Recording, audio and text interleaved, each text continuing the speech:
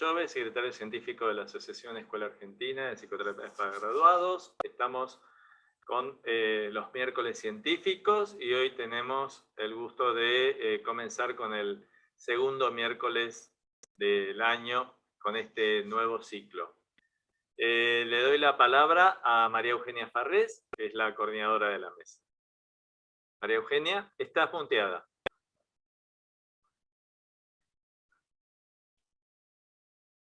Ahora sí. ¿Ahora sí? Sí. Bueno, ¿qué tal? Buenos días a todos. Soy María Eugenia Farrés, en mi nombre y en el de la Comisión Científica de la Escuela Argentina de Psicoterapia para Graduados. Les doy la bienvenida a nuestro ciclo científico 2022, Psicoanálisis produciendo en el intercambio, que hoy tiene, como decía Norberto, su segunda mesa, ¿sí? Esta mesa, en la que tenemos dos expositoras de lujo, Gloria Abadi y Alejandra Tortorelli, se titula Experiencias con la alteridad, ¿sí? Y para enmarcar la mesa, hemos elegido un epígrafe de Octavio Paz que dice, mejor dicho, solo seremos nosotros mismos si somos capaces de ser otro, ¿sí? Bueno, en primer lugar va a hablar Alejandra Tortorelli, ¿sí? Les voy a leer el currículum de Alejandra. Alejandra es periodista, egresada del Círculo de la Prensa en 1980, licenciada en Filosofía en la Facultad de Filosofía y Letras de la Universidad de Buenos Aires en el año 87, becada por la Fulbright Commission en 1991, cursa el máster y el doctorado en Filosofía en The New School for Social Research en Nueva York. Hace años mantiene una intensa labor de reflexión compartida con psicoanalistas de diversas instituciones. La nuestra, APAP, DEVA, la Asociación de Grupo, el Colegio de Psicoanalistas, etc. En la actualidad se desempeña como titular de la asignatura Configuraciones Contemporáneas, Producción de Subjetividad, Dinámica Vincular y Lazo Social de la carrera de especialización en Niñez y Adolescencia del Hospital Italiano, creada por la licenciada Sonia Kleiman, y de la cátedra Actualización en el Pensamiento Filosófico Contemporáneo de la carrera de especialización en Niñez y en Infancia y Niñez de la Facultad de Psicología de la UBA, dirigida por Ricardo Rodulfo. Ha publicado numerosos artículos: Esa muchacho, de nunca acabar, diferencia sexual, ahí, borde, carcajada, violencia de lo vincular, entre otros. Trabaja desde hace tiempo ya en un pensamiento de lo vincular como un pensamiento deconstructivo de lo propio, lo en sí mismo, lo individual, lo identitario. Bueno, muchas gracias Alejandra, te damos la palabra entonces. Buenos días. Bueno, primero ante todo, muchísimas gracias por la invitación. Hace tiempo que nos conocemos con la institución, siempre ha sido una hermosa experiencia ir a la escuela. Siempre tengo hermosos recuerdos de haber compartido un intercambio muy, muy, muy intenso y fructífero. Así que bueno, nada, agradezco muchísimo la invitación y lindísimo compartir con Gloria también esta mesa, con Abadi, que también tenemos una larga trayectoria juntas. Es más, ella es responsable de mi relación con Ricardo Rodulfo, porque justamente yo no lo conocía a Rodulfo, y él es un psicoanalista, ustedes lo conocerán, que trabaja muy, muy en relación con el pensamiento de Derrida, sobre todo, y yo trabajaba con terapeutas transmitiendo justamente Derrida, Deleuze, Heidegger, Nietzsche, pero nunca había encontrado, no había conocido jamás a un terapeuta que trabajara desde Derrida. Y fue Gloria la que una vez se acercó que estaba en un grupo conmigo, se acercó a Rodulfo y le dijo que trabajaba conmigo y que yo tenía que conocerlo. Y después vino a mí y me dijo, vos tenés que conocerlo a Rodulfo, y así nos puso en contacto y nunca nos hemos separado con Rodulfo desde entonces. Hoy estamos compartiendo desde hace muchos años la carrera de especialización en la UBA. En fin, agradezco muchísimo la invitación otra vez y me gusta muchísimo el tema de la convocatoria, ¿sí? Yo escribí un trabajo específicamente para para esta jornada y lo voy a leer. No es muy extenso, así que vamos a estar bien en tiempo. Al trabajo lo llamé la venida de lo otro, la venida de lo otro. Con un epígrafe de Derrida, donde Derrida dice, la alteridad, lo otro, es otro nombre para la apertura a lo porvenir. Quiero señalar una pequeña indicación, y es que, a pie de página lo indico, y es que Derrida distingue lo porvenir de el futuro. El futuro no se confunde con lo porvenir o el porvenir. Fíjense que el futuro es algo que está pensado como la proyección desde el presente, ¿sí? Mientras que la dirección es del presente hacia el futuro, mientras que lo porvenir tiene una direccionalidad que es lo que viene, una dirección desde lo que viene. No es una proyección del presente. Van a ver que esto se relaciona definitivamente con lo otro, con la alteridad. Experiencia con alteridad. ¿Acaso hay otra posibilidad? ¿Cómo sería posible? ¿Sería posible una experiencia sin alteridad? ¿Habría experiencia sin alteridad? Hablar de experiencia de lo otro, de experiencia con o de alteridad, es hablar de una tautología. Sin embargo, tal sentido se nos escamotea. La palabra experiencia se presenta ambigua, hasta contradictoria, diría. Es una palabra que oscila entre un saber adquirido y un arrojo a lo desconocido. Se habla, por ejemplo, de tener experiencia, como cuando se busca a alguien con experiencia. Pero también se tiene una experiencia cuando se vive algo del orden de lo inesperado, de lo nuevo, de lo distinto, de lo no sabido. Lo curioso es que la palabra experiencia, nada dice acerca de algo adquirido, y menos aún de algo que acaso pudiera tenerse. Tal sentido, en tanto saber adquirido y acumulado, parece más bien responder a una versión provechosa, capitalística, podría decirse, de la experiencia misma. Como si se buscara eclipsar de este modo el sentido infructuoso e improductivo de los arrojos. Escribe Nancy, en verdad es una conferencia dada por Nancy que se llama Del alma. Él dice allí, experiri, utiliza el verbo, experiri en latín, y dice, es justamente ir al exterior, salir a la aventura, hacer una travesía sin siquiera saber si se volverá. Termina la cita de Nancy.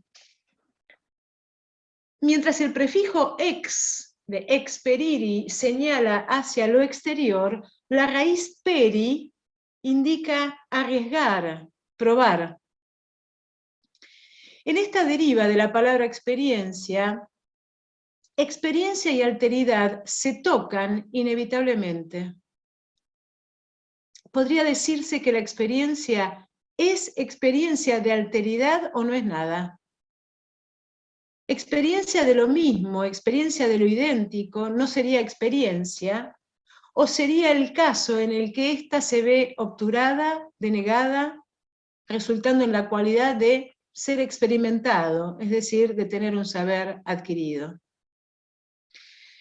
En cierto sentido, es como si la palabra experiencia, como si la experiencia de la experiencia se viera forzada a preservarse de sí misma, como si tuviera que prevenirse no de otra cosa, sino de sí misma, como si acaso la acechara el peligro de salirse de sí. En este sentido, en el sentido del salirse de sí, es que yo quisiera radicalizar la cuestión de la experiencia de alteridad sin miramientos, sin reserva, dejándola salir a lo abierto. Voy a compartir con ustedes unos párrafos de una entrevista a Jacques Derrida, publicada bajo el título de Construir la actualidad. Derrida señala, y esto lo dice en referencia a la noción de différence. Dice Derrida, al mismo tiempo que marca una relación con lo que es otro, con lo que difiere en el sentido de la alteridad, y por lo tanto con la alteridad, con la singularidad de lo otro, la diferencia remite también, y por eso mismo, a lo que viene, a lo que llega a la vez de manera inapropiable, inopinada y por lo tanto urgente, imprevisible, la precipitación misma. El pensamiento de la diferencia es entonces también un pensamiento de la urgencia. Urgencia en el sentido de lo que no se puede eludir, urgencia de lo que no puedo ni eludir ni apropiarme porque es otro. Voy a volver sobre esto que me parece fundamental. No lo puedo ni eludir, pero tampoco me lo puedo apropiar, justamente porque es otro. Continúa Derrida, el acontecimiento, la singularidad del acontecimiento, esa es la cosa de la différence.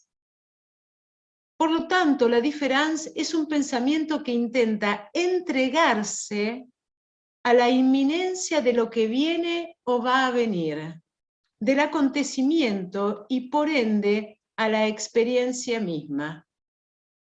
Y termina agregando, el acontecimiento es otro nombre para lo que en lo que llega no se llega a reducir ni a negar. Es otro nombre para la experiencia misma que es siempre la experiencia de lo otro. Retomo esta frase última, ¿no? Para que veamos justamente cómo la noción de experiencia es inevitablemente, afortunadamente, experiencia de lo otro. No hay experiencia que no sea experiencia de alteridad. La experiencia misma, que es siempre la experiencia de lo otro, aquello que no puedo ni eludir ni apropiarme porque es otro. Como se verá, experiencia y alteridad se llaman, se convocan, se tocan, la una, la otra. Mas en tanto experiencia como experiencia de lo otro, de la alteridad, no se puede eludir ni se puede apropiar. No hay apropiación posible, no hay acumulación posible, menos aún provecho en la experiencia de lo otro. Hay riesgo, arrojo, aventura, acontecimiento. Es la venida de lo otro lo que hace a la experiencia. Esta venida permanece imprevisible. No hay horizonte de espera ni de anticipación para esta venida, para este venir de la alteridad. Hago un pequeño paréntesis. En esta misma conferencia, Derrida hace mención a una palabra que yo después utilizo como un título de un artículo, que es lo arribante. Y es muy interesante porque hace mención, dice, lo más parecido a lo arribante sería el nacimiento de un niño. Sin embargo, dice él algo importante, ante el nacimiento de un niño se intenta amortiguar su llegada, su venida, poniéndole un nombre, ¿no? Y sabiendo cuál es su sexo a través de una ecografía. Digamos, hay toda una serie de operaciones que intentan amortiguar su venida. Sin embargo, en lo que viene, dice Derrida, hay algo allí que no se deja reducir, y que la venida de un niño o la venida de un nacimiento es la apertura de otro mundo en este mundo. ¿no? Por más intención, digamos, por más operaciones de intentar evitar, ¿no? Esa irrupción de lo otro. La experiencia de la alteridad nos arroja una pregunta radical que no puede eludirse, y de ella depende lo porvenir. La pregunta dice: ¿a quién o a qué le sobreviene la alteridad y la experiencia de alteridad? He aquí el mayor problema y el peligro que se busca evitar. El problema está en suponer que la alteridad le sobreviene a algo o a alguien inalterado, es decir, no tocado por alteridad alguna. En otra ocasión, hace tiempo ya, trabajé esta experiencia de alteridad en relación al cuerpo y en relación a la familia en dos escritos. Lo arribante era uno y el otro, Etos, la morada de lo propio, a raíz de una invitación a unas jornadas sobre fertilización asistida y adopción. Allí ya entonces planteaba que el problema no es la alteridad, sino que la alteridad se vuelve un problema solo cuando se le supone con anterioridad la propiedad de lo propio, valga la redundancia. Lo que la alteridad altera radicalmente, lo que viene a interrogar y a poner en cuestión, y he aquí lo que no se puede eludir y lo que resulta, entre comillas, peligroso, es la propiedad de lo propio, la supuesta propiedad de lo propio, la propiedad de sí, sea esta la propiedad de un cuerpo, la propiedad de un sujeto, de un sí mismo, de un individuo, de una familia, de un organismo, de una nación, etc. Lo que la alteridad altera es la concepción misma de una existencia previa, no alterada, es decir, de una existencia concebida radicalmente desde la identidad, entendiéndose la identidad como la igualdad de algo consigo mismo. Todo el problema y el peligro de la alteridad que se busca rehusar radica allí, en esa turbulencia, en ese temblor de lo que se supone más propio, la propiedad de sí. Y vuelvo a repetir, sea la de un individuo, de una familia, de una nación, de una etnia, de lo que sea que sea. Vuelvo a la entrevista a Derrida, donde esta vez la referencia, la entrevista es de 1993, pero tiene una profunda actualidad, a una intervención de Le Pen en el diario Le Monde en 1993. Dice Derrida: Le Pen prefiere en lo sucesivo la figura oportuna y anticuada a la vez de una, y cita a Le Pen, membrana viva que deja pasar lo que es favorable, pero no lo que no es favorable, lo que no lo es. Cierra la cita de Le Pen. Dice Derrida: si fuera capaz de calcular de antemano esa filtración, un ser viviente alcanzaría tal vez la inmortalidad, pero, digamos, viviría inalterado, ¿no? Pero para ello también tendría que morir por anticipado, dejarse morir o hacerse matar por anticipado, por temor a verse alterado por lo que viene de afuera, por lo otro a secas. De allí ese teatro de muerte al cual se advienen tan a menudo los racismos, los biologicismos, los organicismos, los eugenismos y a veces también las filosofías de la vida. Termina la cita de Derrida. La identidad, la igualdad de algo consigo mismo, tal como la concebimos, y habrá que decir deseamos, implica y exige una fuerte denegación de la alteridad, de la experiencia de alteridad que la existencia es. La identidad vive la alteridad como una amenaza, una violencia. y hace violencia a la violencia, buscando evitarla, prevenirla, erradicarla. Pero tal gesto de evitación fracasa de antemano, pues confirma aquello mismo que busca denegar.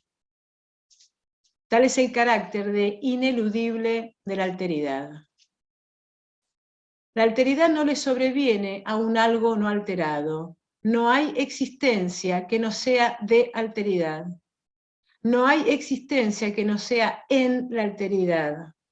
No hay existencia que no sea experiencia de alteridad originariamente y sin resolución alguna.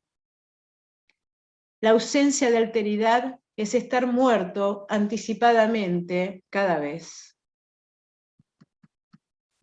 Cito de una hermosa documental sobre Derrida que les recomiendo muchísimo.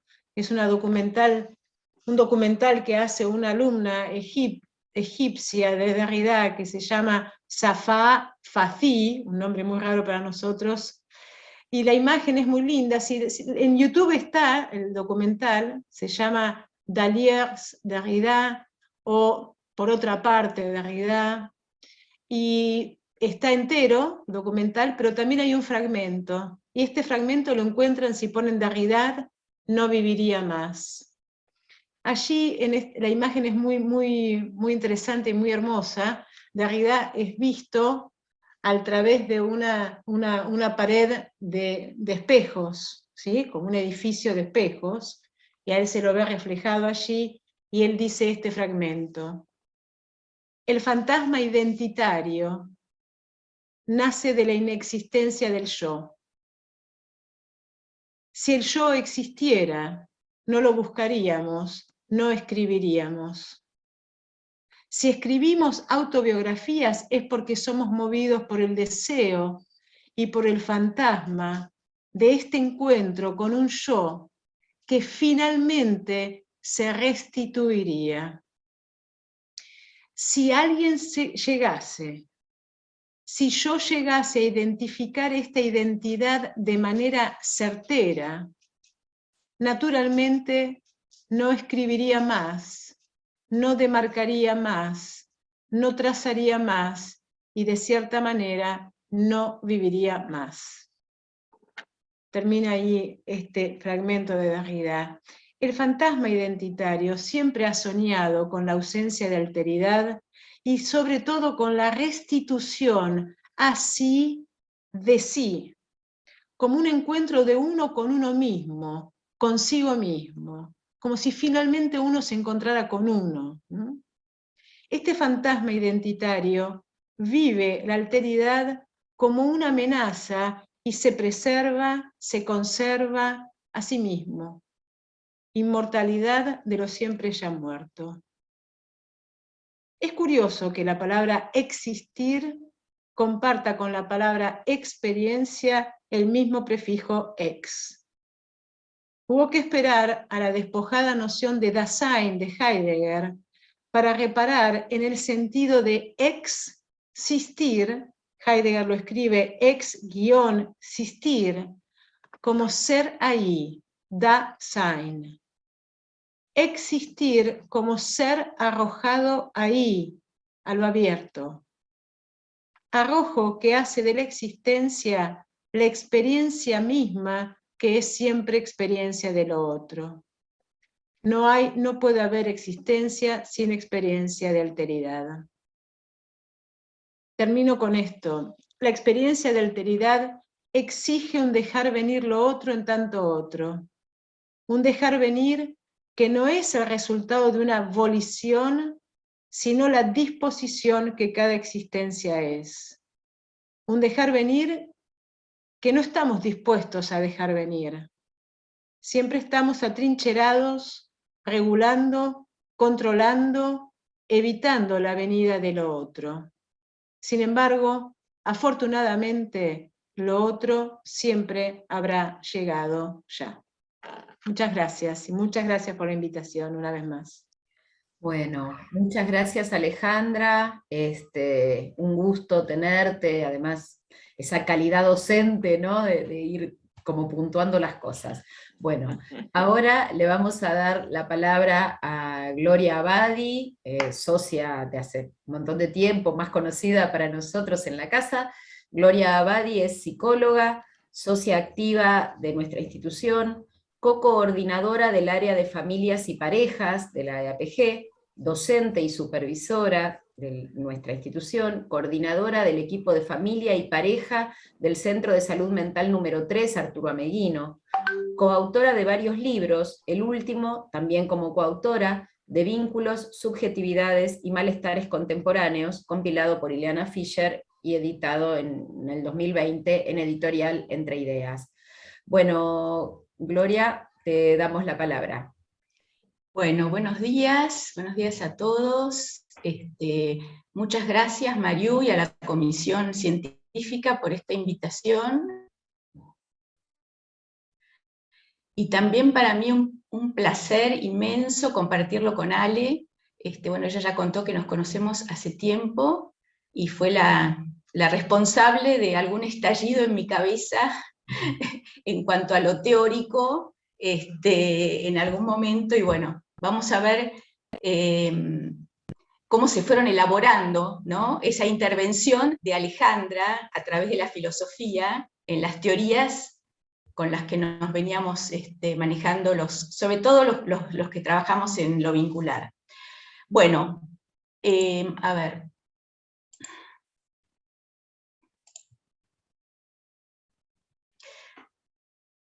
Hace un tiempo leí en un hermoso libro de la psicoanalista francesa Anne Dufourmontel una frase que una paciente consumida por un duelo imposible le dice en el primer encuentro: yo querría que usted me sacara de encima el amor.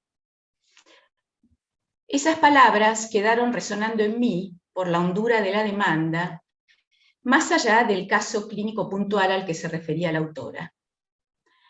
Como si hubieran tenido un recorrido silencioso en mi interioridad, entrelazándose entre lo emocional y lo teórico, lo profesional y lo personal. Hoy, a raíz de esta presentación, vuelven a la superficie y me ayudan, espero, a pensar el tema de la alteridad. Desde hace años me interesa el psicoanálisis vincular, y así todo lo que sucede entre las personas me lleva a reflexionar acerca del modo en que se conciben las uniones y los lazos. En ese sentido, el merodeo en relación al estatuto del otro, de lo otro, se vuelve central a la hora de disponerse a brindar algún alivio al sufrimiento que conlleva la presencia de lo que definiría como el universo siempre cambiante e impredecible de todo lo no yo. En tanto se supone una fijeza y una continuidad al yo. Como dice Badiou, a lo que debo vencer no es al otro, sino al yo. El yo quiere la identidad en detrimento de la diferencia. Quiere imponer su mundo contra el mundo filtrado y reconstruido en el prisma de la diferencia. Es justamente desde ahí que me gustaría parafrasear a Dufourmontel y proponer otra formulación que surge a partir de lo que podríamos definir como sufrimiento vincular. Sería así: yo querría que usted me sacara de encima lo otro. ¿Otra demanda imposible? ¿También otro duelo? Una de las preguntas orientativas que la comisión nos acercó para introducirnos en el tema es qué entendíamos por alteridad. Como el tema es muy vasto, elegí el camino de mi práctica. Mi propuesta entonces es compartir algunas situaciones de la clínica para asomarnos a la temática que nos proponen e ir bosquejando algún modo de entender la alteridad. Siempre me atrajo la afirmación de Marguerite Yourcenar cuando dice que aporta una cualidad de acontecimiento a la escritura. algo Gloria, del orden de lo no pensado con anterioridad. Gloria, ¿Sí? se te está entrecortando. Sí. ¿Sí? Bueno. Esperemos a lo mejor un par de Sí, minutitos, si no, ¿querés mudarte ahora? Sí, Porque Gloria me nos mudo. contó que podía hacer, ¿sí? Sí, Porque... a ver, lo que quiero es, quiero poner, esperen un minuto. Sí. Dale. Ahí está. Gloria ya nos avisó que podía ser que se le entrecortara el discurso, que tuviera mala señal, entonces que se iba a mudar, pero como en el otro lugar, por ahí es más sencillo transmitir sin la imagen de ella, nos pone la foto, pero ahí está Gloria, ¿eh? Así que la esperamos hasta que se vaya mudando. Mientras tanto, les comento que todas las inquietudes, las preguntas, los comentarios, nos los pueden ir haciendo llegar a través del chat, ¿sí? Tanto para una o la otra de las expositoras. Alejandra, ¿querías decir algo? No, no, no. Ah, no, me pareció que habías levantado la mano. No, sí, para avisar a la Gloria que estaba escuchándose todo entrecortado, sí, justamente. Está bien. Bueno, Perdón, además justo estaba explicando lo que era alteridad, lo que estaba entendiendo por y nos quedamos ahí, ¿no? Así que ojalá que lo retome. sí, por ya eso. estoy, ya estoy. Ay, vamos. Dale, buenísimo, dale. Entonces, cuando vos quieras, empezá a hablar y yo me muteo. Ah, mira, te pudiste sacar la foto y todo, genial. Sí. Dale. Ahora díganme ustedes hasta dónde, ¿qué les parece? Cuando dijiste, cuando dijiste justamente que ibas a decir lo que era la alteridad, lo que entendías por alteridad, ahí se empezó a entrecortar, al final. Siempre me atrajo la afirmación de Marguerite Yourcenar, más o menos por ahí. Dale. Ahí digo, bueno, siempre me atrajo la afirmación de Marguerite Yourcenar cuando dice que escribe para saber cómo piensa. Me gusta cómo esta idea le aporta una cualidad de acontecimiento a la escritura, algo del orden de lo no pensado con anterioridad y por consiguiente con capacidad de producir una ajenidad en el propio autor. En ese sentido, espero con este texto sumergirme en mi propia experiencia de alteridad, dejarme sorprender por el hilo de pensamiento que va apareciendo. Veamos si las variadas situaciones clínicas que fui evocando son de ayuda para bordear algunas formas de entenderla. Podemos preguntarnos cuál era el personaje Rodrigo al cual Sara le mostró el relato. ¿Cómo construyó ese personaje representación? ¿Cuánto supo Rodrigo de cómo Sara lo tenía en su cabeza? ¿Y cómo pensar la genialidad con la cual se vio representado Rodrigo? Un primer punto que me interesa señalar es la cualidad de presencia que caracteriza a la experiencia de alteridad. Para entenderla viene en mi ayuda el concepto acuñado por la querida Janine Puget de efectos de presencia. La autora diferencia la representación de la presentación. La primera pertenece al mundo interno y se construye en ausencia del otro. La presentación, en cambio, es excedentaria, es decir, se refiere a ese plus del otro que impacta y es potencialmente desbordante. El otro, lo otro, sabemos que está de entrada como auxiliar, asistente, como modelo, como creador de ilusión y de anhelos, invistiendo a ese infans. Me gusta cómo lo dice Nancy en Ser Singular Plural. Si el ser es ser con, es el con lo que le da el ser, sin añadirse. El con en el seno del ser no viene en un segundo lugar. Seguramente después Ale se va a explayar en esto. Sin embargo, si bien eso otro o eso otro ya conforma al sujeto bajo la figura de los ideales, de los modos de vincularse, de las representaciones de cómo se siente amado o rechazado, de cómo palpita sus intensidades afectivas, sus sensibilidades, en la tarea clínica se evidencia que el otro en presencia produce efectos que no pueden reducirse a lo representado.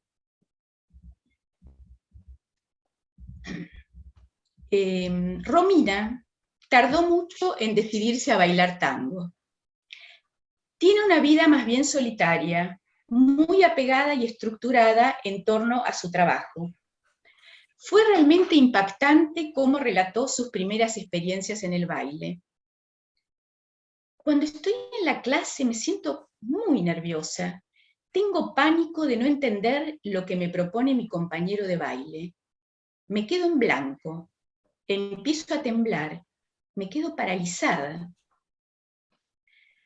El otro, el contacto con su cuerpo, con otros ritmos y otras sensibilidades, la desestabiliza. Otra versión para aproximarnos a pensar la experiencia de alteridad. Muchas veces trabajamos con Romina sobre las determinaciones que la llevan a permanecer fijada en anclajes identificatorios que le impiden conocer otros mundos posibles. La vivencia de continuidad estaba anudada a mantener bajo control toda situación que pudiera desequilibrarla. Sin embargo, solo la aventura del tango le permitió sentir unas afectaciones inéditas en ella, una discontinuidad necesaria para evitar lo que Badiou llama la experiencia del dos, el juego creador de las diferencias. ¿Podríamos decir entonces que la experiencia de alteridad se da en un puro presente? Partiendo del supuesto de que el otro siempre implica una exigencia de trabajo para el psiquismo, Silvia Gomel propone la semejanza, la diferencia y la ajenidad como posibles presentaciones simultáneas de la otredad. Sostiene que es necesario el anudamiento de estas tres dimensiones para que se produzca la trama vincular. La semejanza, dice la autora, en tanto complementariedad narcisista, forja un movimiento imprescindible de acercamiento entre las personas. La diferencia apunta al reconocimiento del otro como sujeto y no como mero objeto de nuestra representación. En cambio, la ajenidad escapa al trabajo representacional y produce opacidad. Me parecen interesantes las nociones de diferencia y de ajenidad para avanzar un poco más en nuestro recorrido exploratorio. Podríamos conjeturar que Romina elude hacer la experiencia de ser tocada por lo otro. Se refugia en un mundo organizado entre la destreza en su trabajo y el vínculo con su hija y su padre con quienes convive. Se protege en la identidad, en lo idéntico como reaseguro de su estabilidad emocional. Algo de lo infantil, en tanto el encuentro con un ambiente suficientemente confiable para calmarla y abrazarla, no pudo gestarse a raíz de situaciones de vida que la llevaron a cuidar tempranamente de otros. La experiencia del abrazo, del sostén firme en ocasión del baile, despertó en Romina primero un temblor y de a poco un estado de alegría y vitalidad. Pondría aquí el acento en la noción de experiencia en tanto la interrupción de automatismos y la producción de lo inesperado. Puget habla de una nueva lógica que introduce el concepto de diferencia. Pienso que alojar lo otro implica transformación y movimiento. Alojar lo inédito que sucede y que conlleva una nueva manera de sentir. Aunque esto pueda tener un carácter de efímero, permanece, como dice Deleuze, en algún pliegue. La idea del movimiento ayuda a desprenderse del efecto de cristalización generado a partir de ciertas circunstancias en la vida de las personas.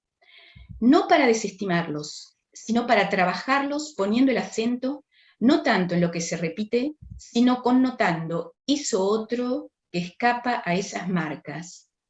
El trabajo sobre el diferimiento, un espaciamiento como reserva de devenir. Efecto de discontinuidad necesario para que un nuevo sentido perfore la fijeza de lo identitario. Carla y Santiago son derivados a una consulta de pareja a raíz de la preocupación de un familiar por lo que define como rechazo de Carla hacia su bebé de 8 meses. Me encuentro frente a una pareja con muchas dificultades para soportar los distintos aspectos de la vida que implican obligaciones y responsabilidades. Ambos se manifiestan cansados, sobrepasados por las demandas tanto del hijo como de todo aquello de la realidad que sienten como imposición. Ante alguna de estas situaciones que tensionan esta imposibilidad de tramitar las exigencias provenientes de una fuera que frustra, Carla se hace cortes superficiales en los brazos con una gilet. Me sentía mal, dice. Es mi momento de paz. Así me concentro en el dolor. Santiago mantiene su trabajo hace muchos años y Carla cuida a Matías. Sin embargo, ocurren circunstancias en las que la presencia irreductible del otro irrumpe y se vuelve irrepresentable. Esto lleva a lo que Gomel definió como precipitaciones del hacer. Serían los efectos de la vivencia como exceso, de ese mundo otro que asalta y violenta, pura ajenidad descarnada. ¿Podríamos decir que son momentos en los cuales se suspende toda posibilidad de hacer la experiencia de alteridad? Como sostiene Berenstein, lo irrepresentable problematiza al sujeto porque le trae el devenir y el mundo de los otros. A esta altura de las reflexiones podríamos afirmar que hay algo del orden de lo perturbador que va unido o es condición para la experiencia de la alteridad que estoy intentando comprender. Perturbador en términos de que algo de la relación con lo otro y con uno queda transformada. Ahora, ¿de qué se trata esa transformación? ¿Cómo adquieren estatuto simbólico estas afectaciones? Carla se corta para encontrar una pausa. No quiere hacerse daño, quiere la pausa como modo de controlar lo otro. En este caso, lo ajeno que irrumpe ¿podrá enhebrarse con algún sentido que convierta esos momentos de arrasamiento subjetivo en algo del orden de lo pensable? Rodrigo y Sara tensan sus diferencias expresadas en sesión en una inadecuación manifiesta entre lo que llamaríamos el objeto interno, personaje, creado por Sara, y un Rodrigo presente que clama por ser reconocido en su mismidad. Escenificación de un desencuentro que habita potencialmente en todo vínculo. Sara pudo simbolizar su malestar a través de la palabra escrita, lo cual logró en cierta forma atemperar su sufrimiento. Pero la presencia de Rodrigo en la sesión testimonia lo inasible. El otro no se deja capturar en un personaje. La exigencia de trabajo psíquico en los vínculos radica en el supuesto de que estar con otro actualiza las tensiones irreductibles entre lo esperado y lo encontrado. Ubicamos en ese interjuego... Sí. ¿Me hablas, Norberto? Perdón. Ubicamos en ese interjuego constante entre el alojar y el expulsar lo impredecible, en tanto es otro que perturba y conmociona el eje de lo que solemos denominar el trabajo sobre las diferencias. La noción de lo ajeno aporta riqueza para analizar ese espacio potencial necesario para salirse de lo que Puget llamó la lógica de lo uno. Refiere la autora que en dicha lógica se activa el mundo representacional, mientras que en la lógica del dos se alternan conflictivamente el mundo presentacional y el representacional. En esa dinámica entre la presencia y la ausencia también se dan derivas que alumbran otros modos de hacerle lugar a lo impredecible. Una última situación clínica para ir terminando. En una conmovedora sesión de pareja, con lágrimas en los ojos, Roxana le susurra a Agustín: «Nunca me habías dicho así que querías tener un hijo conmigo». Estimo que no están hablando solamente del deseo de un hijo. No es lo literal, sino algo que se produce en esa transmisión, que deja entrar un no sabido. Esa es la experiencia de la alteridad. Se producen mutuamente un huésped y un anfitrión. Agustín enuncia ese anhelo de alguna manera que a él también lo desconcierta. Vienen de una región de mí en la que yo no estoy, dice Paul Valéry, refiriéndose a los sueños. Se produce entonces un clima de encuentro, y así un viejo tema entre ellos adquiere una textura hasta ese momento impensada. Ni Roxana ni Agustín serán los mismos después de haber experimentado esa corriente afectiva. Cada una de estas situaciones clínicas bosquejan modos posibles de abordar el concepto de alteridad. A la demanda ficcional que dio pie a estas reflexiones, el pedido de sacarse de encima lo otro, le propondría hacer un trabajo destinado a incluir y cuidar la cualidad de extranjeridad de cada uno y de todo vínculo. Gracias.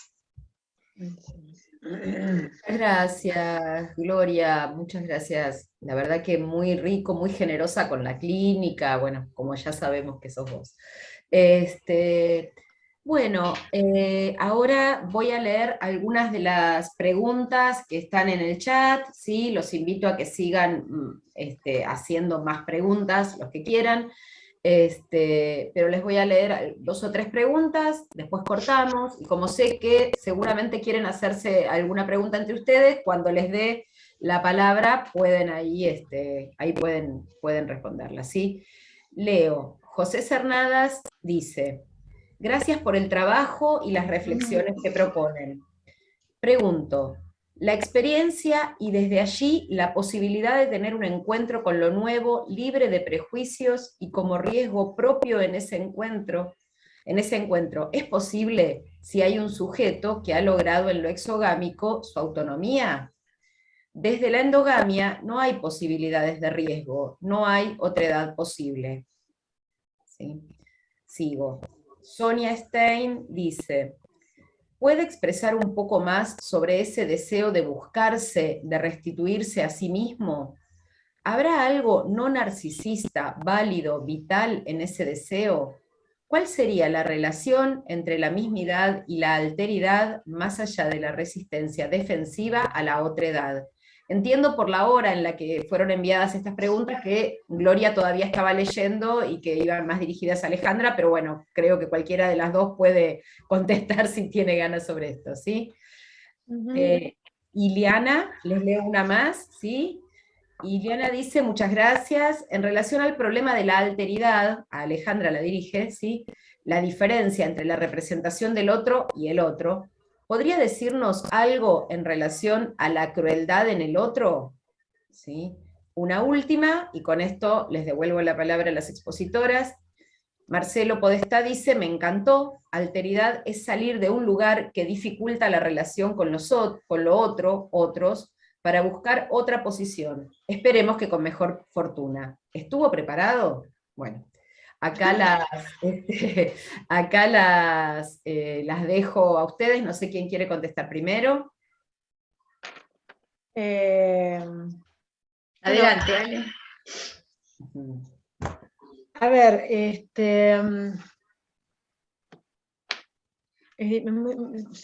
difícil es esto. Necesito aclarar que cuando yo hablo de lo otro o de alteridad, no hablo de el otro. Punto número 1, ¿sí? Porque a mí el otro, y en muchas, digamos, en muchas ocasiones aparece así, la figura de el otro como lo otro de mí, el otro respecto de mí.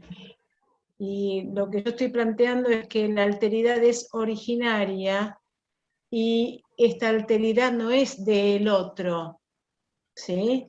En todo caso, la alteridad es del existir, por eso digo lo otro, ¿sí? Derrida en un momento dado, cuando habla de lo arribante, es muy interesante cuando él dice, a lo otro no se le empieza por preguntar quién es, si es una persona, un dios o un animal, o si está vivo o si está muerto. O sea, lo otro es lo otro. Ni siquiera puedo decir, fíjense, cuando decimos el otro, tendríamos que decir le otre, porque ya le pusimos género también, pero además no es una persona. Yo no estoy hablando de el otro. Los que me conocen saben que para mí los vínculos o lo vincular no es entre personas. Y de allí es la dificultad. Empezar por el medio es lo difícil, empezar por el entre sin nada previo. Porque aún, yo no sé, esta idea de autonomía, yo entiendo la idea de que en la endogamia no hay alteridad, ¿no? Está claro, pero me parece que justamente la endogamia es como una intención o una operación, no sé cómo ponerlo, una operación, digamos, que intenta a toda costa conservarse en lo mismo, ¿sí? Las familias hacen eso, las familias endogámicas, por supuesto, ¿no? Pero también un sujeto hace eso, pero yo decía en un momento dado, ese gesto de preservarse, ¿sí?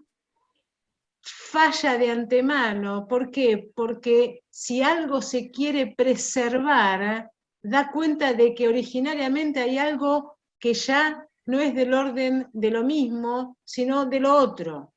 Si no, ¿por qué debería preservarme? ¿Se entiende? O sea, la preservación, todos los gestos de preservación fallan en un sentido porque dan cuenta de que ya hay lo otro respecto de lo cual debería preservarme. Dicho de otra manera, si yo fuera yo de una sola pieza, originariamente no debería preservarme de nada, menos que menos de el otro. Ahora pongo el otro, ¿sí? Si hay preservación respecto de el otro, es porque yo no soy yo. ¿Se entiende? Y acá viene la otra pregunta que me hacen de la restitución. Pareciera que uno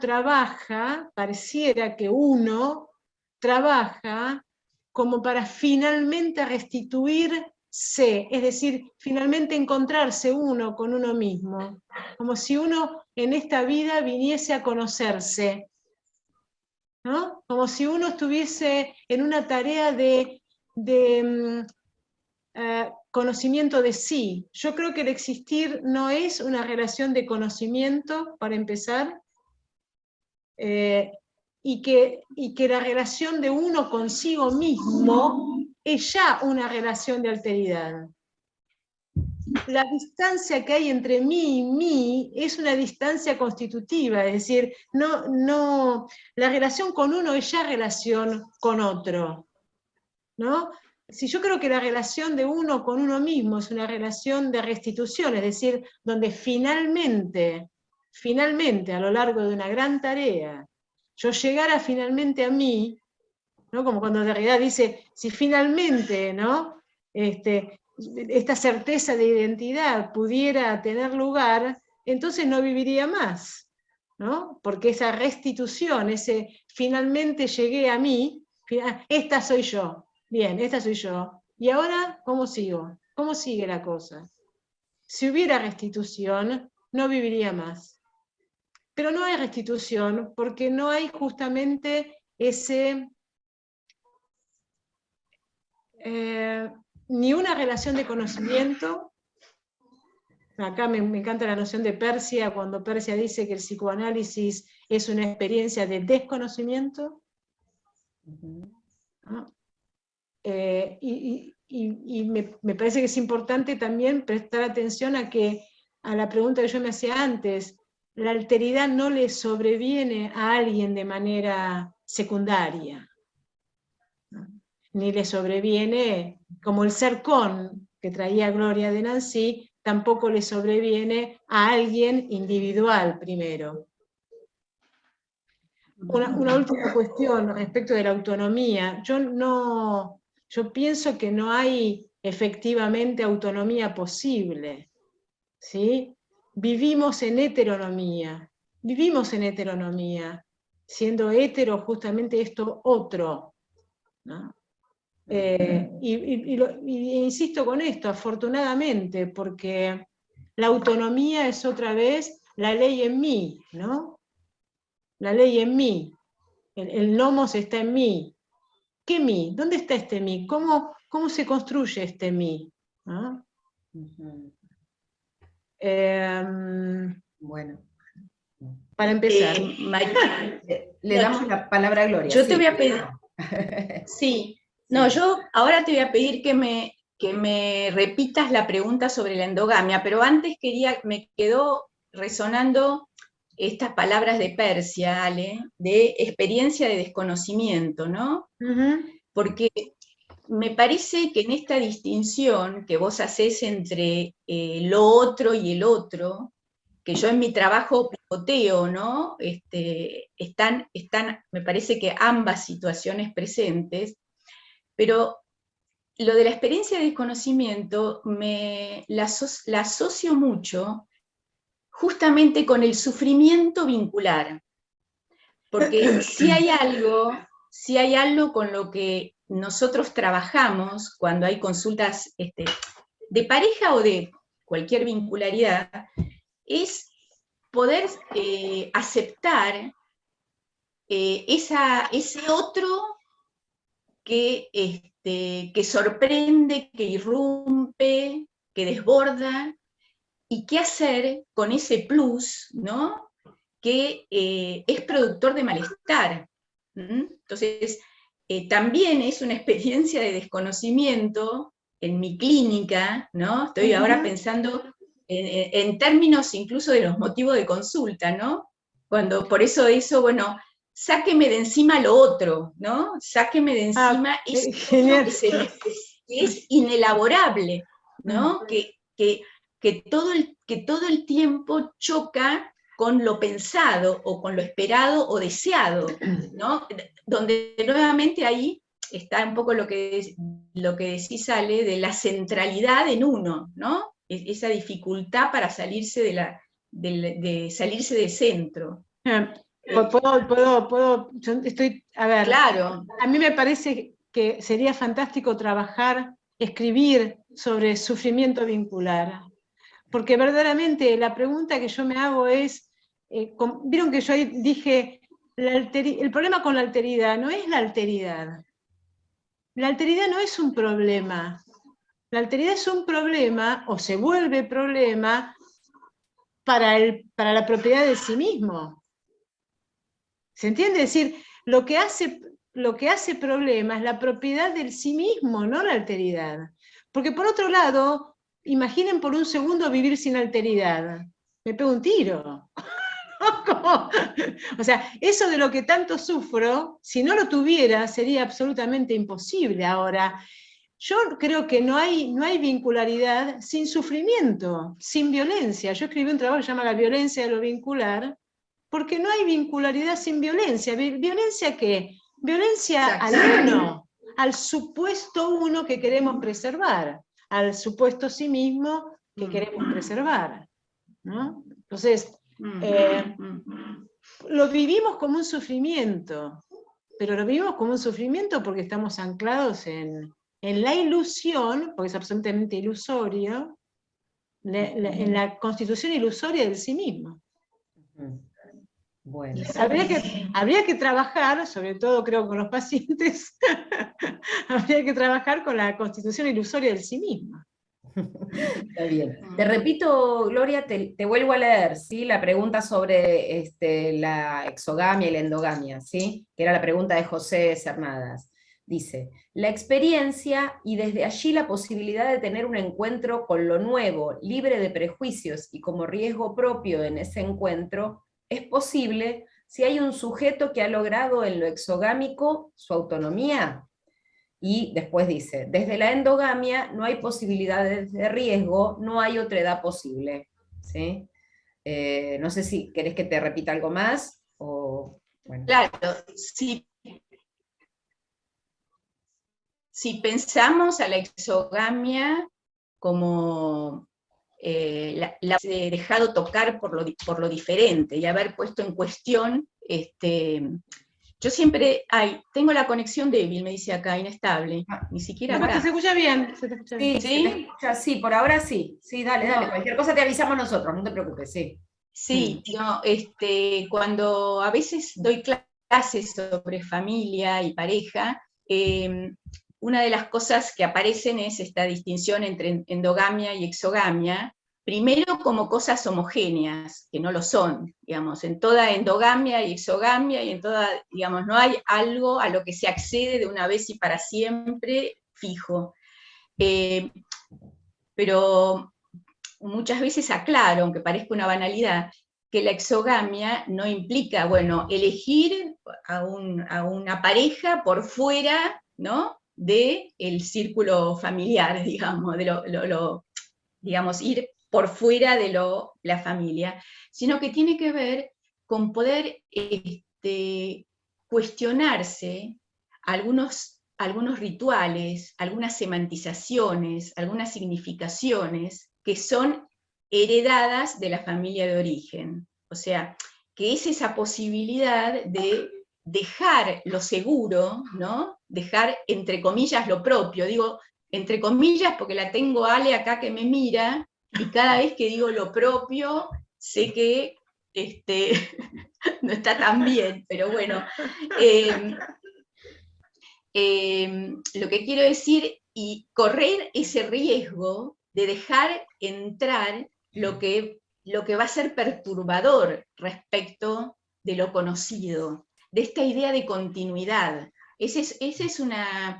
Son unos conceptos que introdujo Janine, por lo menos yo los leí en ella, que tiene que ver con esta ilusión de continuidad del yo, ¿no?, de lo mismo, lo idéntico a sí mismo, como dice Ale, y que el salirse de ahí, de la exogamia, a la exogamia o a una afuera, que es correr ese riesgo de lo discontinuo. ¿Puedo agregar una cosita nada más? Sí, si querés, leo algunas preguntas más y después así... No, pero solo es muy chiquitita. Bueno, es una pregunta más bien. Sí. Es, ¿por qué asociamos la exogamia a la autonomía? Bueno. Eso me parece que es importante. Ok. ¿Querés contestar vos, Gloria, ahora, o querés que lo dejemos picando? Lo dejamos picando. Bueno, dale. Inés Burgui dice, muy interesante el trabajo de Alejandra, todavía estoy en esas preguntas, digamos, en las que Gloria seguía hablando.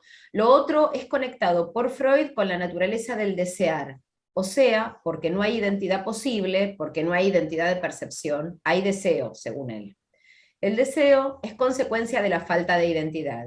Entonces, pregunto, ¿se desea lo idéntico o se desea lo otro? Después tengo un montón de felicitaciones y después también Inés, ¿sí? Después de un montón de felicitaciones que hay, dice, ambas destacaron el aspecto benéfico, positivo, esperable de lo alter, de la diferencia. En psicoanálisis pensamos también sobre el aspecto problemático de la alteridad, en tanto también el otro es el objeto hostil, el que nos provoca dolor. y esperen porque esta pregunta le quedó cortada, y entonces dice, ¿cómo pensar ese aspecto hostil de la alteridad? ¿Sí?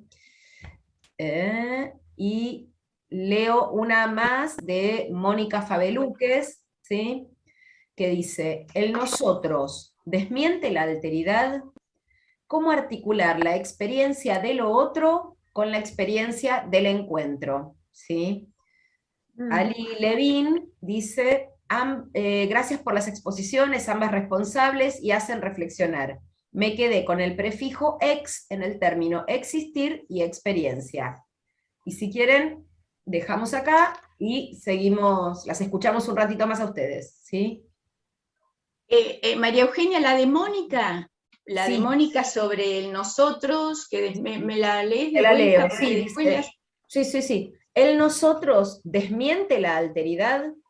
¿Cómo articular la experiencia de lo otro con la experiencia del encuentro? Eso pregunta Mónica. ¿Sí?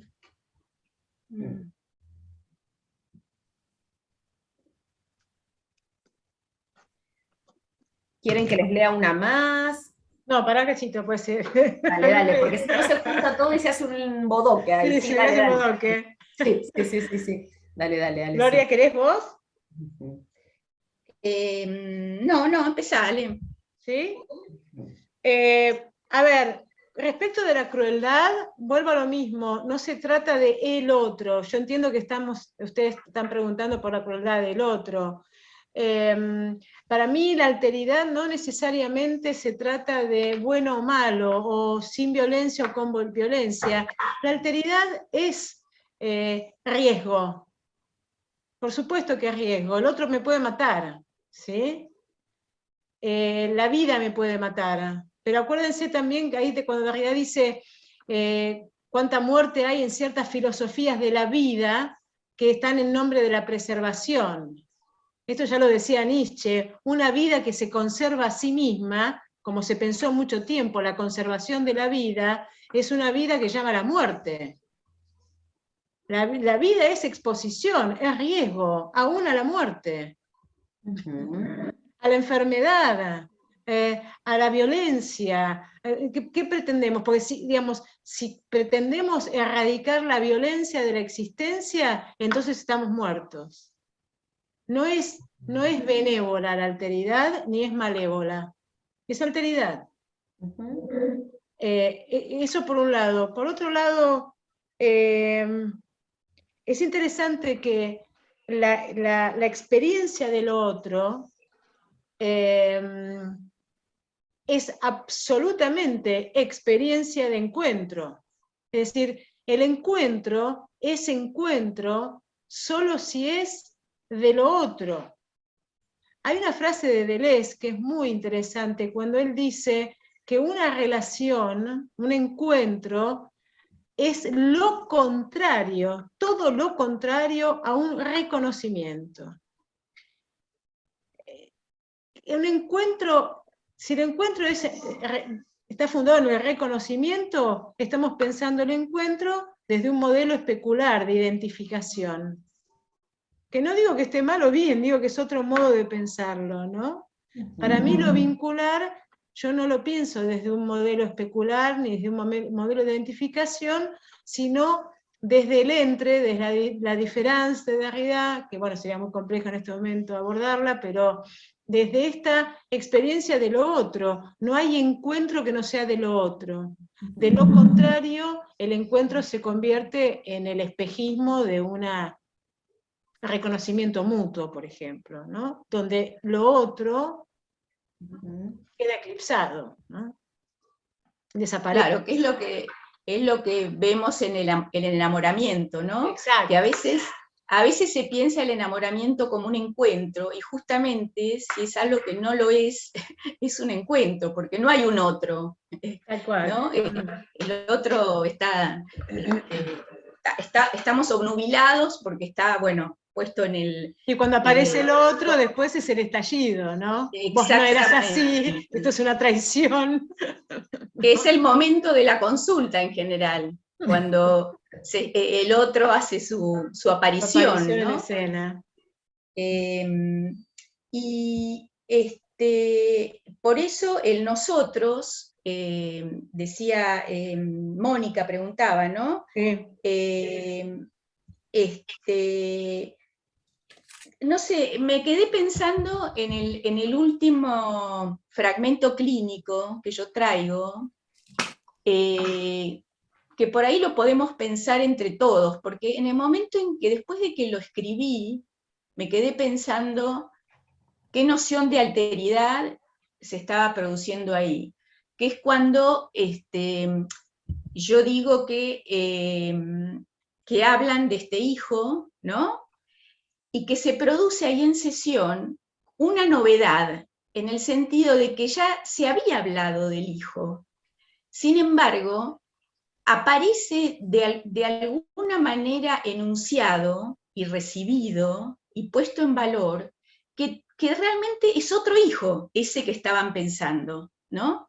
Entonces, yo digo en mi escrito que eso es una experiencia de encuentro, ¿no? De encuentro. Entonces, después de que lo escribía, yo decía, bueno, pero es de encuentro, pero no es del encuentro de lo mismo, digamos, no es el encuentro en términos de que hay una coincidencia perfecta que hacen uno, ¿no?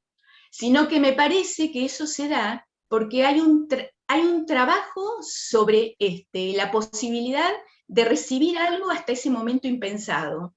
También en la persona, en él, que es quien dice de alguna manera este deseo de tener un hijo, que lo sorprende a él mismo.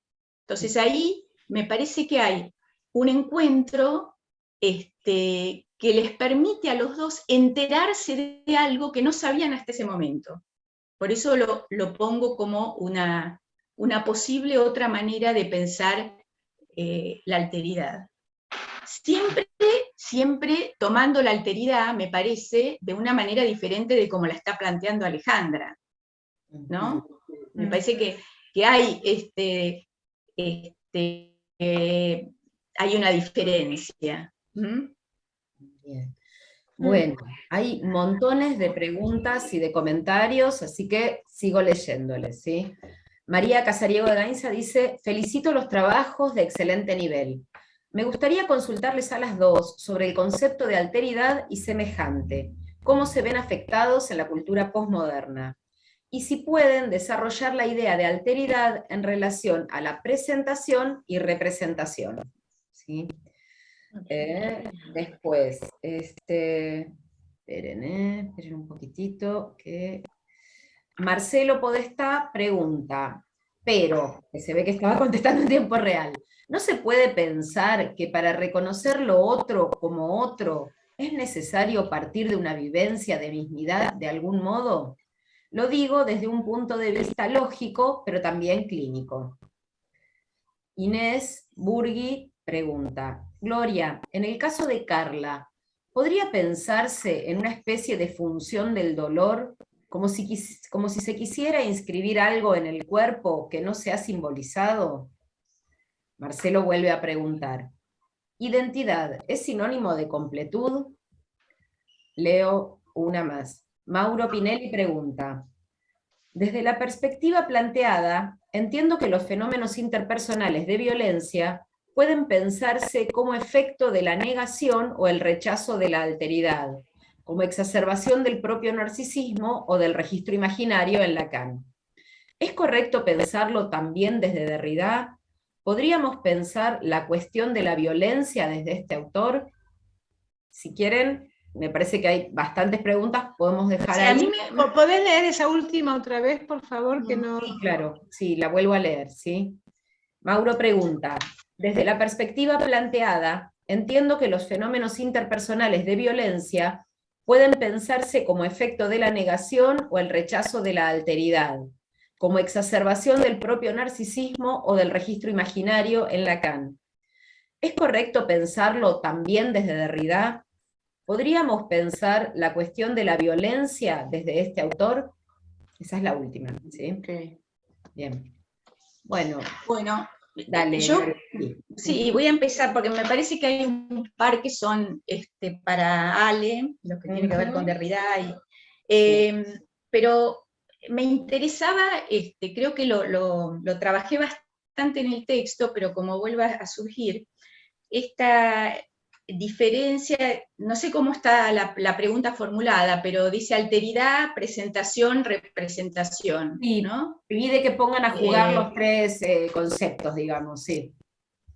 Claro, bueno, me parece que lo que yo fui poniendo en mi texto, espero que haya quedado claro, ¿no?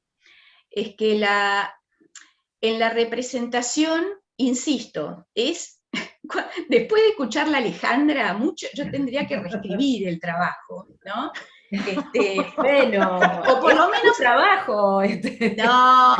No, lo digo justamente porque el tema del año y el tema del Congreso tiene que ver con intercambio, ¿no? Sí. Y justamente a mí me encanta que cuando escucho algunas opiniones o comentarios que me hacen interpelar algunas cosas que yo fui pensando, cosa que me suele pasar cuando me acerco al pensamiento filosófico, o de otras disciplinas, obviamente. Pero lo que quiero decir es que respecto de la alteridad, presentación, representación, en la representación, justamente lo que un poco estamos diciendo es que en principio no hay alteridad, en el sentido de que tiene que ver con una producción del mundo interno, es una producción intrapsíquica, en ausencia del otro, y que tiene que ver con la dinámica psíquica del sujeto.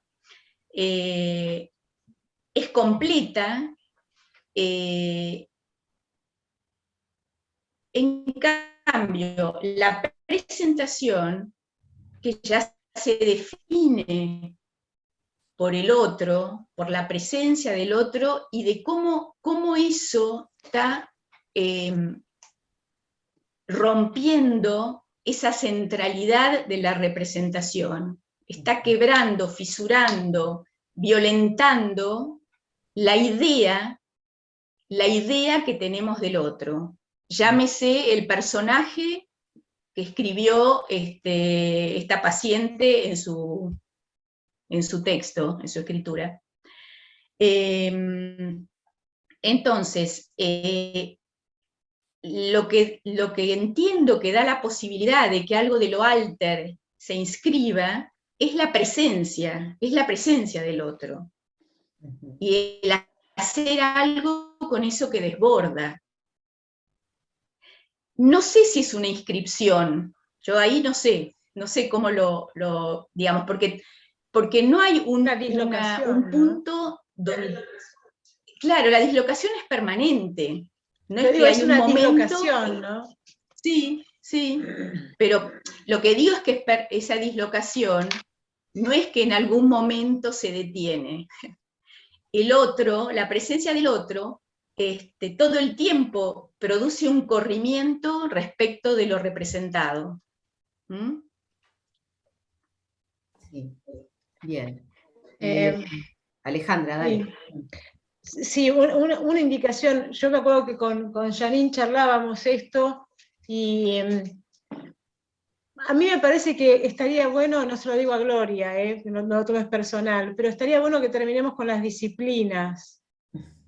Sí. Esto no es filosofía. Si me escucharan los filósofos me matarían también, ¿no? Claro, digamos, cuando Janine piensa la lógica del otro o del dos, habla de Badiou.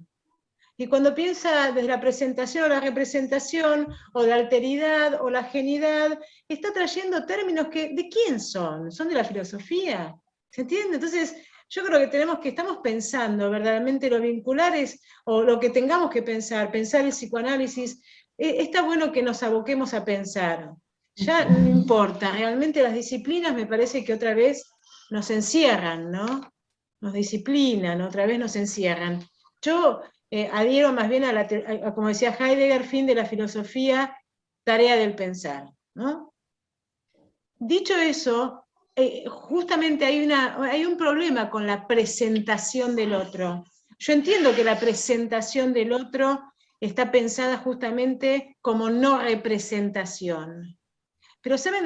Para mí la confusión aparece, y yo esto lo hablaba 1000 veces con Janine, pero nunca nos acordábamos, porque cada uno pensaba desde otro lugar, es que la representación es una relación entre sujeto y objeto, o entre sujeto y sujeto.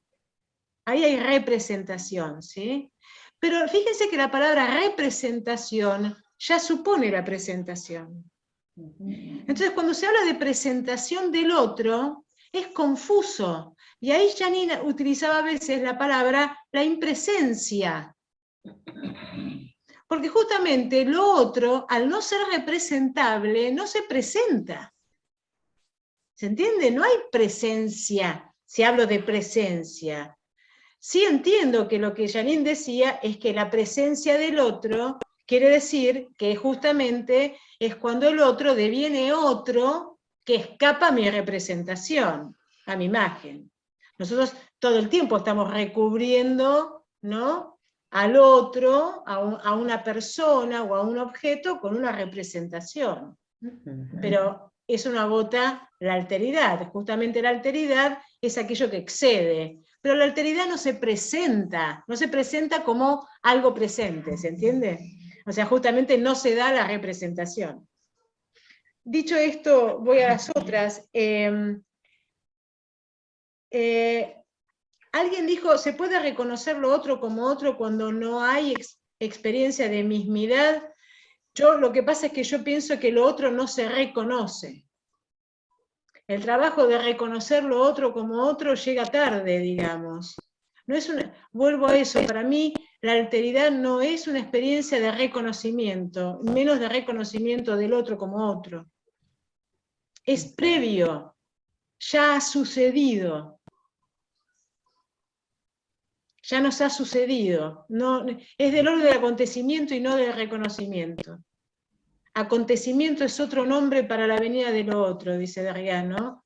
Y acontecimiento es la venida de lo otro, no espera mi reconocimiento. Cuando yo reconozco al otro como otro, deja de ser acontecimiento. Pasa a ser un reconocimiento mío y estamos otra vez en problemas, ¿no? Después, identidad sinónimo de completud y ahí está la idea de restitución también, me parece, ¿no? Hay algo en la identidad que probablemente juegue la idea de completud, ¿no? Justamente de no alteridad como algo que ya está partiendo, diría Nancy, ¿no? Esta idea del homogéneo o de la igualdad de algo consigo misma. Sí, la identidad yo la pienso medio como un algo cerrado, ¿no? Un sí mismo, ¿no? Un sí mismo que podría evitar toda alteridad y que tendría la ilusión de completud, de que finalmente uno llegó a uno, por decirlo rápido, ¿no? En cuanto a la última, las relaciones interpersonales de violencia como rechazo de la alteridad. En realidad está muy clara la noción de violencia, sumamente clara, y en Nancy también. Pero me parece que hay en un texto que se llama Mal de Archivo, que se los recomiendo mucho porque la lectura de Freud allí es maravillosa, que hace Derrida. Derrida dice, tan pronto como hay lo uno, hay muerte, traumatismo, violencia. Lo uno se guarda de lo otro, ¿no? Se cuida de lo otro, y en este cuidado hace violencia. Digamos, nosotros por preservar el uno somos capaces de matar al otro, esto lo hacemos todo el tiempo, ¿no? Creyendo que con esta violencia uno se preserva de otra violencia, que es una violencia radical, que es la violencia de lo otro, de la alteridad. ¿Por qué violencia? Porque irrumpe, porque perturba, porque no se deja apropiar, Entonces, se hace violencia a la violencia, ¿no?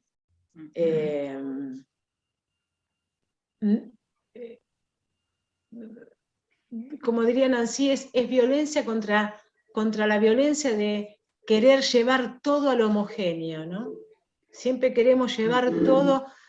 Hablemos de comunidad, queremos la comunidad unida, la comunión. Cuando hablamos de familia también la pensamos como si fuese algo en sí mismo, ¿no? Como si la familia no tuviese alteridad, como si la familia no estuviese hecho de lo no familiar, como si la familia fuese solo el lugar del cuidado. No, la familia también es el lugar del conflicto, es el lugar de lo no familiar. Está la tele prendida, el padre y la madre vienen del laburo, digamos, lo familiar es otra ilusión. Si uno lo piensa como algo, insisto, ¿no? Como que lo social viene después o viene de afuera. Sí. Bueno. Mariu, ¿cómo es la pregunta que me hizo Inés, o el comentario, me parece, Inés, más que una pregunta sobre Carla y sobre la función del dolor, ¿no? Claro, ella pregunta, ¿podría pensarse en una especie de función del dolor como si se quisiera inscribir algo en el cuerpo que no se ha simbolizado? Esa es la pregunta que te hace Inés. Sí, yo lo pensaba, sí, puede ser por ese lado, y también por un dolor controlado, ¿no? Me parece que ante la dificultad para vérsela, ante el desborde permanente, ante lo que aparecía como caótico, ¿no? Y un poco lo que transmitían es que no podían con las bolsas, los canastos, ¿no? Desarmar, o sea, esa cuestión que implica cierta organización, ¿no? Y la novedad de la mudanza, o sea, mucho cambio, mucho anclaje perdido, ¿no? Y me parece que el cortarse, por cómo ella lo transmitía, ¿no? Tenía que ver con, como ella dice, como con su momento de paz, con un momento donde la idea de que algo ella podía controlar, ¿no? Podía controlar el dolor, era ahí, ella ella dice, yo no me lo hago porque no es profundo, mira, y me mostraba el brazo, ¿no? O sea, me parece que está lo que vos decís, y está también esto, por eso lo traje en esta viñeta, ¿no? Como una manera de controlar eso otro, caótico. Gloria, una pregunta te puedo hacer. Sí. En ese caso, el caso este que estás contando, ¿había o hay, digamos, experiencia de como de encerrona, de una familia muy endogámica o de muy controladora? ¿Hay una cosa así como de sentirse agobiada o asfixiada? No, más bien de sentirse abandonada, desamparada, inerme, en una familia que ella estuvo mucho tiempo muy deprimida desde la secundaria. Esta chica ahora tiene 21 años, y no hubo una consulta, o sea, dejaba el colegio, repetía, tuvo algún intento de suicidio, digamos, me parece más lo que ella cuenta, por lo menos, de la relación con su familia y del lugar que tenía, más bien era de no poder visualizar lo que le estaba pasando a ella. ¿Puedo yo hacer una interpretación que, digamos, no soy terapeuta y así como vos me sigues, soy filósofa, yo me voy a poner terapeuta? No, porque me parece interesante también por ahí la posibilidad de pensar, que lo estaba pensando desde Nancy, ¿no? Lo que estamos trabajando en otro seminario, estamos trabajando un seminario sobre corpus de Nancy, y a veces el cortarse me parece que es un modo de hacerse cuerpo, de que algo del orden del cuerpo aparezca, porque justamente no hay, tal vez por abandono o por asfixia no hay cuerpo, porque el cuerpo es tacto, ¿no?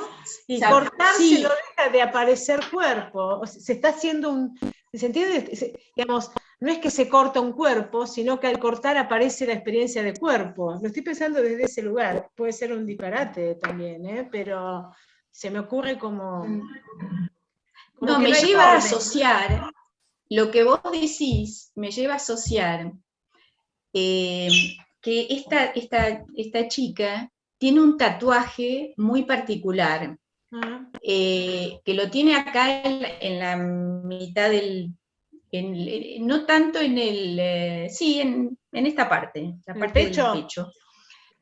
Sí, y que es un corazón, pero un corazón, el órgano,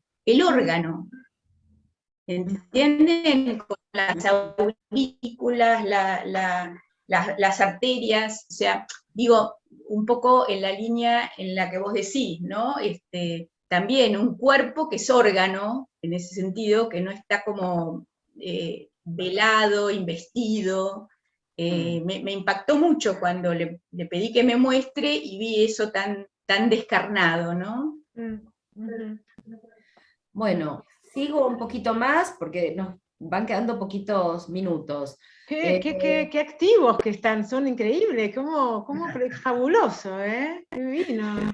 Qué bueno. Increíble. Qué lindo esto. Bueno, a ver, Irene Fogelbaum pregunta a Alejandra, quizás algo de esto ya fue respondido, ¿no? Pero dice, ¿cómo entiende Alejandra la propia historia, las marcas, los recorridos? ¿Cómo se conjuga con la inexistencia del sí mismo? José Cernadas pregunta, dice, habría que trabajar la diferencia entre agresión y violencia. Lo mismo Marcelo, Gaby Kramer. A partir de lo que plantean, lo vincular no implica necesariamente lo intersubjetivo. ¿Podrían ampliarlo, por favor? Después, Laura Borenstein dice, en los desarrollos de Berenstein y Puget se plantean los conceptos de alteridad y ajenidad. Ustedes nombran más la alteridad para señalar la existencia y lo otro. La ajenidad implica lo inaccesible de lo otro. ¿Cómo lo piensan? Alojar la presencia de lo otro, entiendo, no es reconocer meramente su existencia, sino bordear su diferencia e inaccesibilidad. Una última, cortita, Marta de Justi pregunta, ¿es posible subjetivar lo otro? Y me parece que es bastante, ¿no? Porque tampoco nos queda tanto tiempo. Qué bueno. Si quieren sigo leyendo, hay mil, pero bueno. Wow. A ver, no sé. Sí, bueno.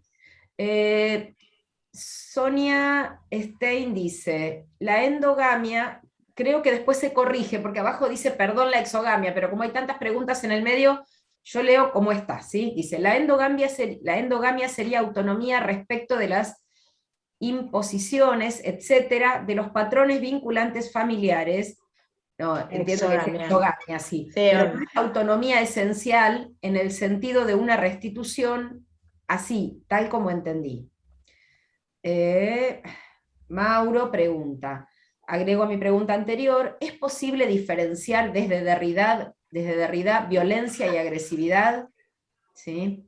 Y si acá se corrige a Sonia Stein, dice, perdón, hablaba de la exogamia. ¿Sí? Ale Cassin dice, experiencia de lo otro, ¿es experiencia de lo imprevisible?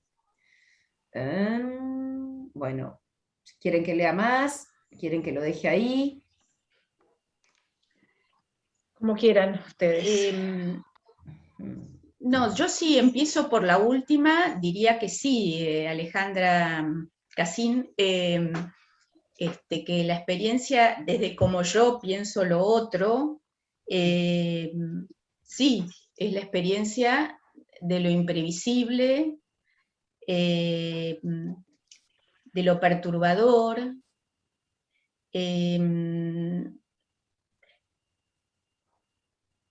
de aquello con lo que hay que hacer algo, hay que hacer algo con eso. Y respecto de y que tiene que ver con lo ajeno que decía Laura. Laura hacía una disquisición, me parece, entre lo ajeno, yo no lo llegué a anotar, a terminar de anotar. Alteridad y ajenidad. Claro, pero yo no haría una diferencia, o sea, qué sé yo, a mí no sé si para mí es importante esa diferencia. Entiendo, Laura, que vos decís que lo hace Berenstein y Janine por ahí, pero la ajenidad o la alteridad tomada como la cualidad de lo que desborda lo ya pensado, lo representacional, para mí tendrían la misma cualidad perturbadora. Y me interesaba la pregunta de Marta, que no sé si le voy a poder contestar, pero por ahí para que la trabajemos todos, es si se puede subjetivar lo otro, ¿no? Y lo primero que se me ocurría era, si pensamos lo otro desde Derrida, en différance, en diferimiento, en movimiento, ¿no? No sé si se da con la subjetivación, si lo puedo pensar como subjetivable, porque lo pienso más como lo propio del movimiento, que siempre se escapa. No hay un momento donde eso otro es homogéneo o es reducible a la representación, sino que siempre va a haber un plus, que yo llamo es otro, que se sigue escapando, con lo cual, por ese lado lo pensaría, Marta, digamos, para tirar una primera piedra. Bueno. Bueno, interesantísimas preguntas, verdaderamente mucho laburo, mucha producción de pensamiento acá. A ver, me preguntan por la propia historia, las propias marcas. Yo no veo dificultad en que yo sea Alejandra, por ejemplo, ¿sí? El tema es que de qué estoy hecha, digamos, por decirlo así. ¿Cuál es la estopa, ¿no? ¿Qué me hace ser la que soy? Lo propio es lo otro. Es decir, no hay una propiedad del sí mismo, esto es lo importante. Derrida tiene esta idea que me parece que es importante para pensar. No está diciendo que no hay identidad, está diciendo que la identidad no es del sí mismo. La identidad es diferida. O sea, nos viene de lo otro. El afuera está aquí, dice Derrida. No está, el adentro mío no es adentro de mí. Las marcas, las huellas, justamente son marcas como la escritura de la diferencia. No hay lo propio de sí. Esto es lo que hay que destronar. La propiedad del sí mismo. Pero sí, definitivamente, a ver, yo no sé ustedes, pero creo que todos amamos, leemos, miramos, escuchamos, vivimos. Y vivir es diferir, porque lo que sucede nos difiere, no nos confirman lo mismo.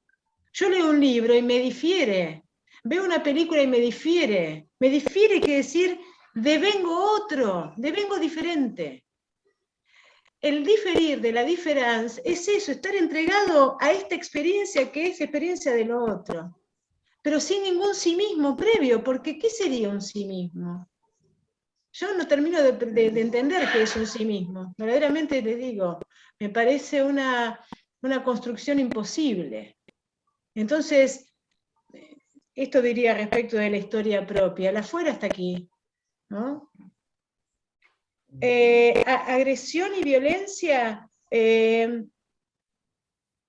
no sé, verdaderamente sé que pensaría que la agresión debe pensarse desde el marco de la violencia y no desde la preservación. ¿Se entiende? O sea, si vamos a pensar la agresión, también la pensaría como desde el marco de la violencia. Dicho de otra manera, cuando se trata de una perimetral, cuando se quiere excluir al violento, la agresión se coloca en el otro, como en el agresor, ¿no?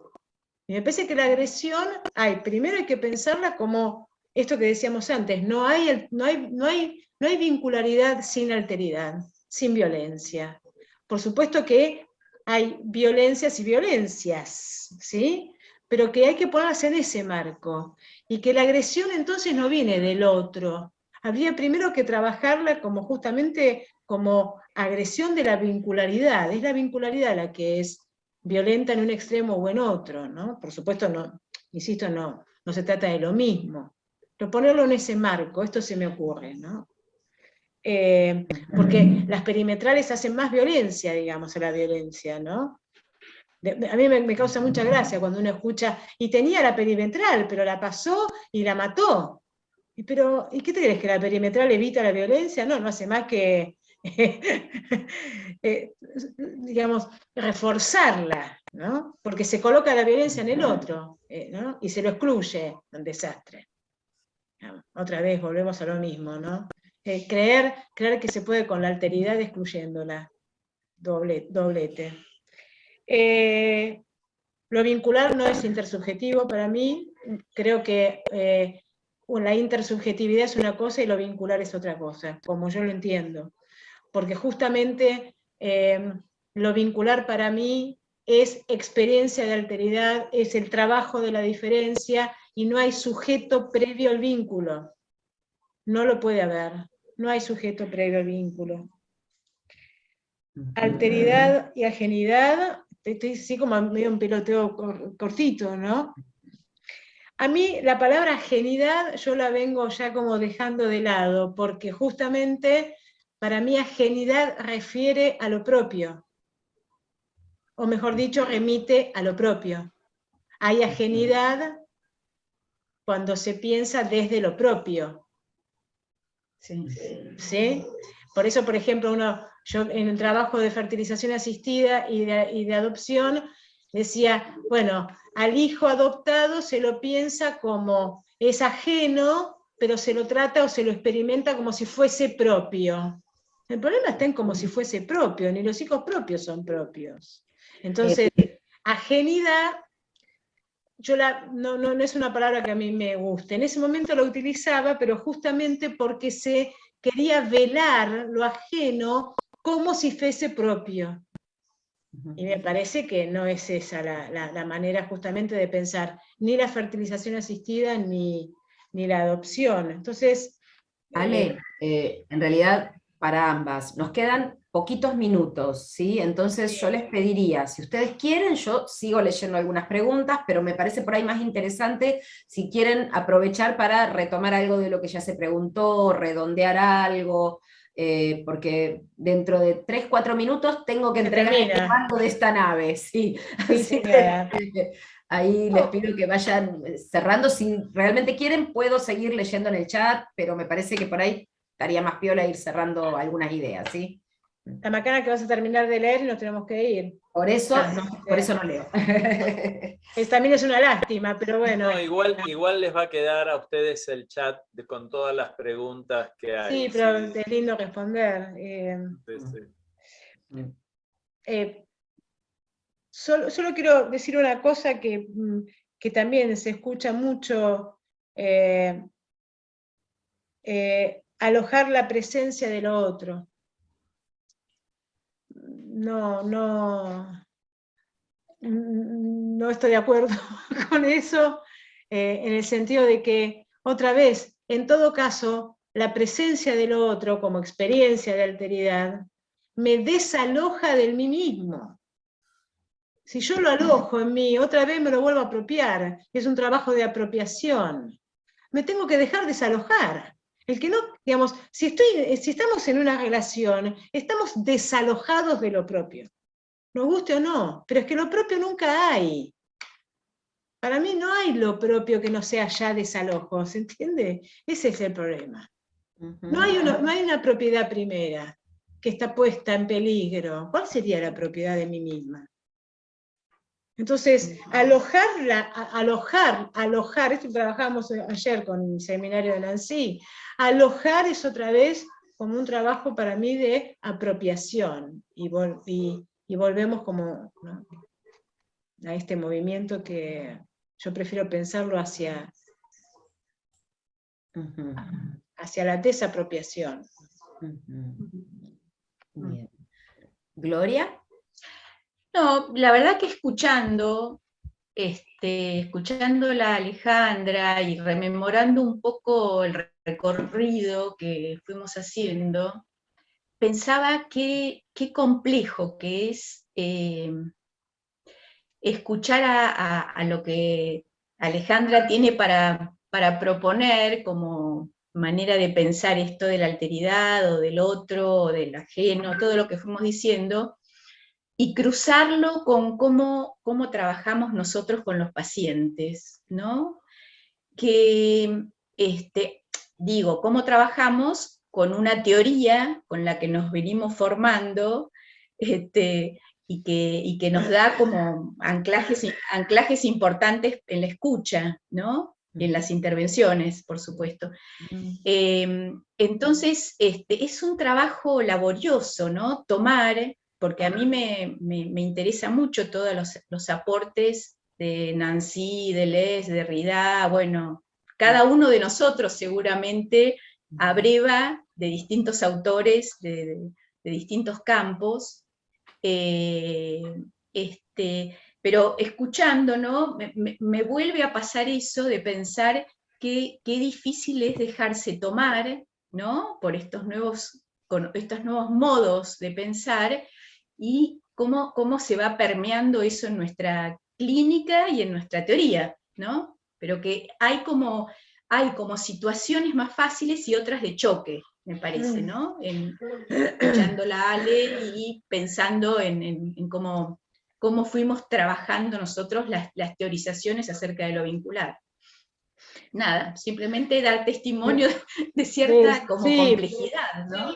Sí. Claro, sí. Yo quiero agregar una cosa para la clínica. Yo entiendo que, por supuesto,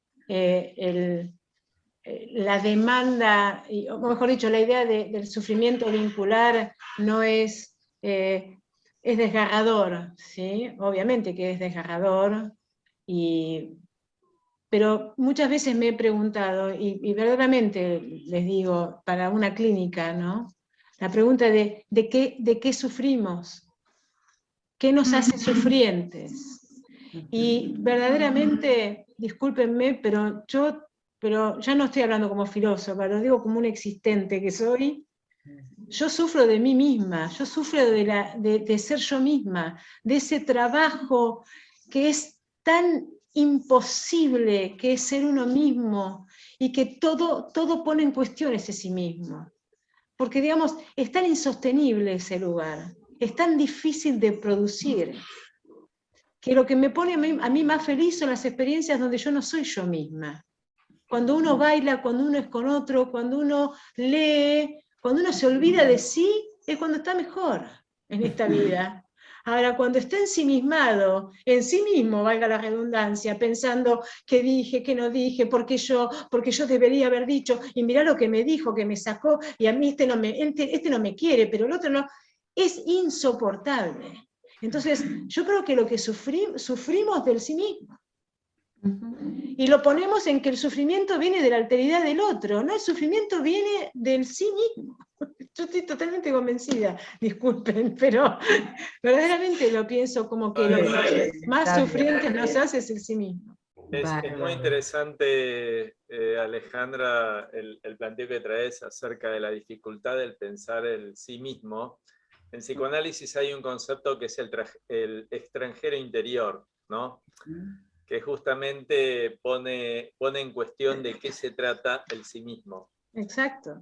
Pero bueno, muchísimas gracias, la verdad que muy estimulante. Quedaron un montón de preguntas y comentarios que se los vamos a mandar por el chat de la mesa.